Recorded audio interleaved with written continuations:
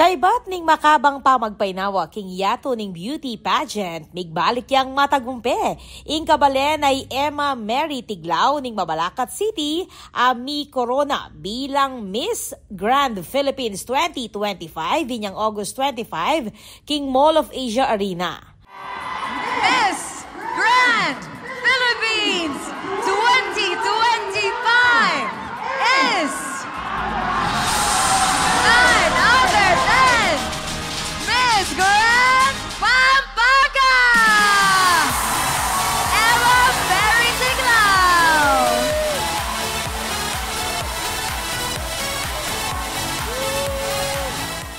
Pinasa ng Miss Grand International 2024 CJ Opiaza ing Corona kaya kaibat ng mayawos bilang Miss Grand Philippines.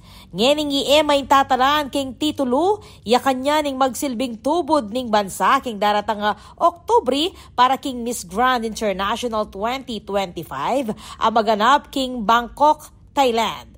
Dahing tara suporta naman ning pageant, mamagasa lang maging matagumpeya naman king international competition itiglaw at takwa ing back-to-back queen. King istorya ng Ira Ignacio, ako po ay Patricia Mamangon para King News Force, Pampanga. Balitang tutuking balen, susuyo. Atin pa mga paling balita king pamagbalik ng News Force, Pampanga.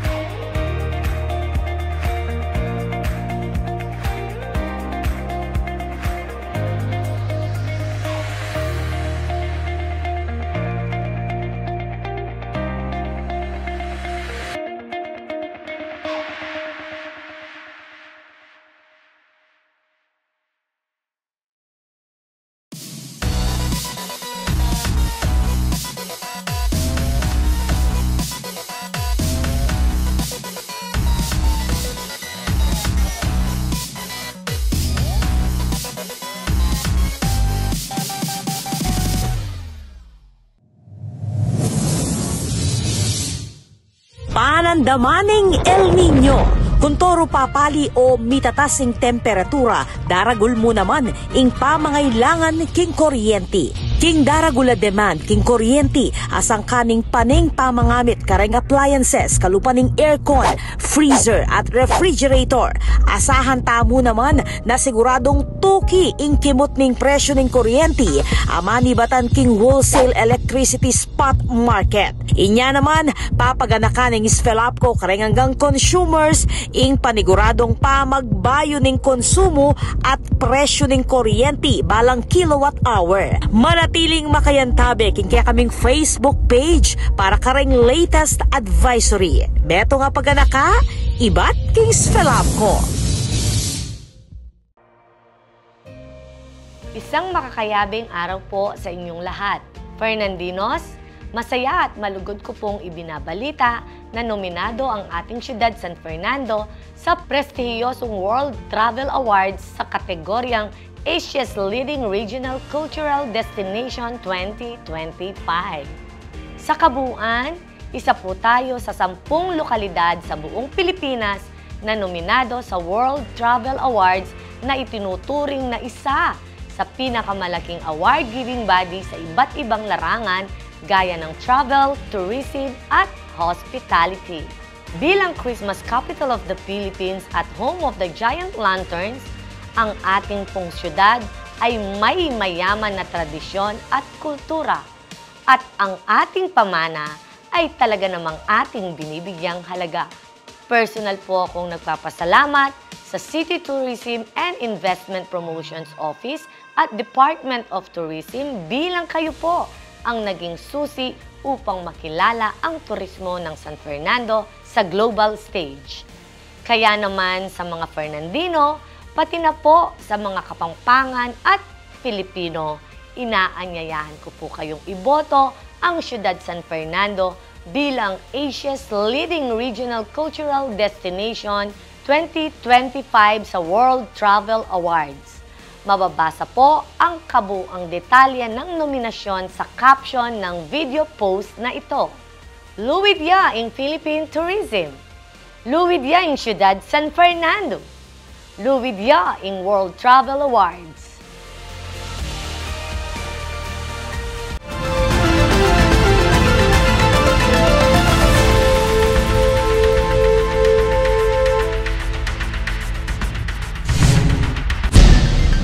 Deni pa rin balitang dapat tamong tutukan.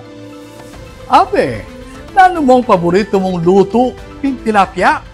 Bah, king minalin, bibida ring unlimited luto king tilapia at talaga namang level up, pati king laso.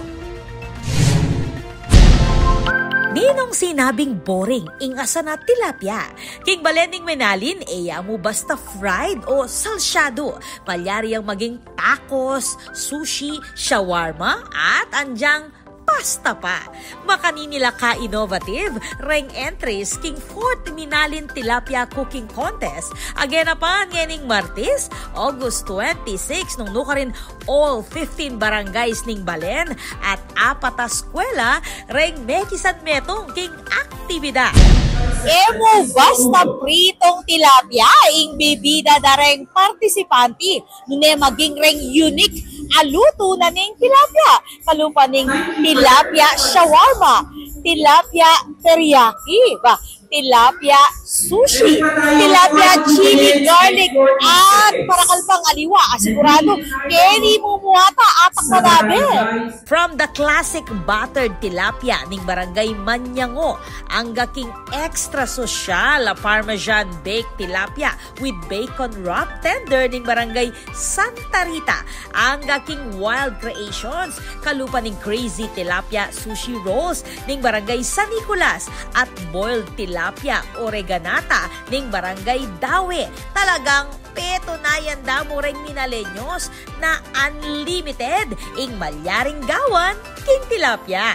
Ela rin Pepa Talwi, reng estudyante, ating tilapiyaki pasta, iba't king alternative learning system, tilapia shawarma ning Bulak National High School, tilapia teriyaki ning Santa Maria National High School, at garlic honey butter glazed tilapia, iba't naman king Anita G. Flores National High School.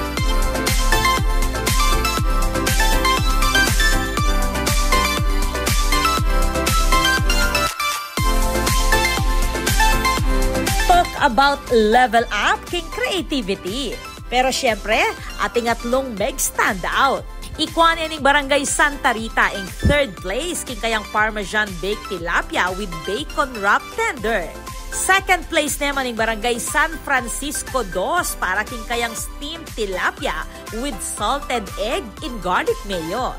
At 1st place naman king kompetisyon ing Barangay Lourdes king kayang tilapia, the Golden Catch. Proud na proud jay Mayor Philip Nagit na biniday minalin bilang number 1 tilapia producer king Pilipinas.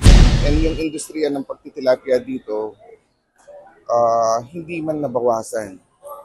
Kasi we are producing about 50 to 80 tons a day sa harvest namin. So we are the ones supplying Metro Manila at yung mga karatig pa nating mga bayan.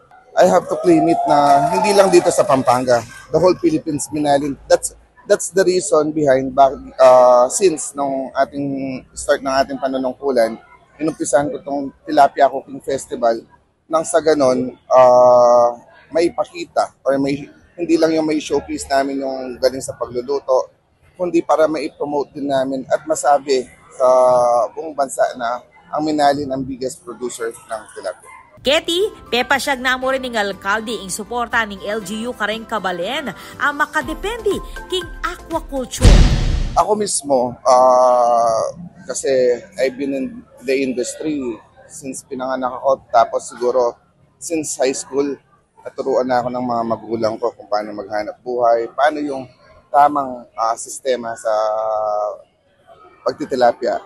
So yung experience ko, yung mga best practices ko, yun ang mismong ini-impart ko sa aking mga kababayan. Nagpapaseminar ako, tinuturuan ko sila, tapos kung ano pa yung mga dapat nilang gawin nang sa ganun, mapalaki nilang healthy ang mga tilapia. Agpang naman kang board member Dr. K. Nagit, kawani king manyaman, super nutritious at healthy yan naman ng tilapia, making it a smart choice para king Aldoldo Asan.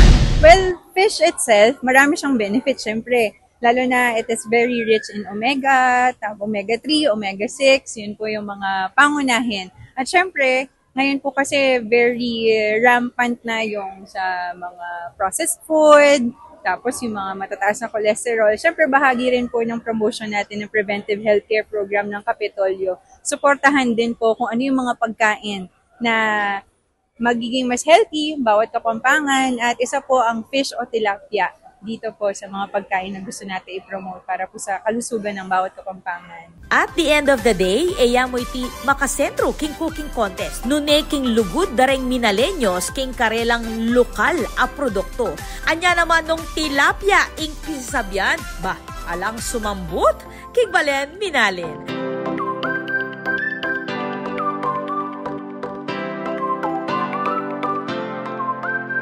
Ako po ay Patricia Mamangon para king News Force Pampanga. Balitang tutuking balen, susunod.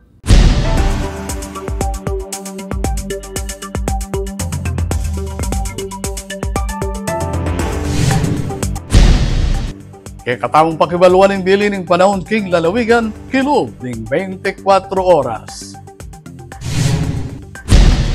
Magdalaya pamuring uran king aliwang parte ng Luzon ing mamanteng low pressure area ning Pag-asa. Tauling ikiting sentro ni Tiking silangan ni Patnanungan, Quezon. At tinumuring bayong LPA ababanten a ikit king 200 kilometers west ning Dagupan, Pangasinan. Aliman iti magdalang uran king kay katamang bansa. Posible nga pasig na nga niti ing southwest monsoon o habagat.